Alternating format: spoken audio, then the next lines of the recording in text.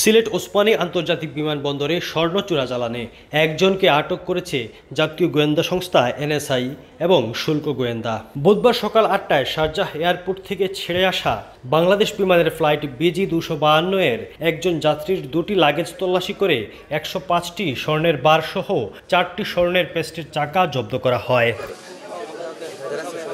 জাতীয় গোয়েন্দা সংস্থা এনএসআই ও শুল্ক গোয়েন্দা জানায়, শারজাহ থেকে আসা ফ্লাইটে অবৈধ স্বর্ণের চালান আসবে এমন তথ্যের ভিত্তিতে তারা নজরদারি বৃদ্ধি করে। পরবর্তীতে বিমানবন্দর কনকোর্স হলে গোয়েন্দা সংস্থা এনএসআই তল্লাশি করে। পরে বিমানবন্দর, এনএসআই ও শুল্ক গোয়েন্দা যৌথ তল্লাশি ও সিভিল এভিয়েশনের সহায়তায় তারা বিমানবন্দর থেকে স্বর্ণের চোরাচালান আটক করে।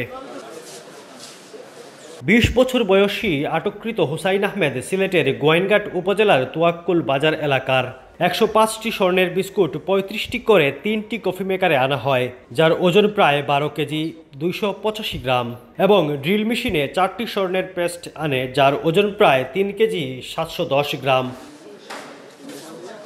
স্বর্ণের বিস্কুটের পরীক্ষা নিশ্চিত হওয়ার পর পেস্টকৃত স্বর্ণ নিশ্চিত করার পরীক্ষা চালায় জেলা স্বর্ণ মালিক সমিতি।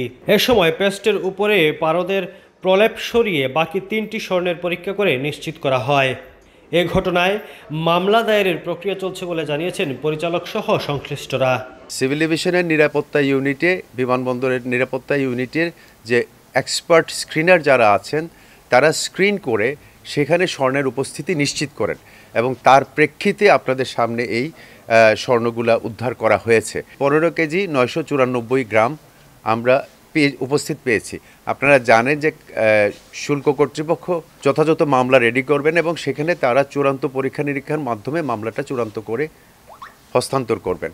এবং যিনি যাত্রী এসেছেন তিনি শারজাহ থেকে এসেছেন, তার নাম হচ্ছে আহমদ হুসেইন। আবুল হাসনাত, DSM।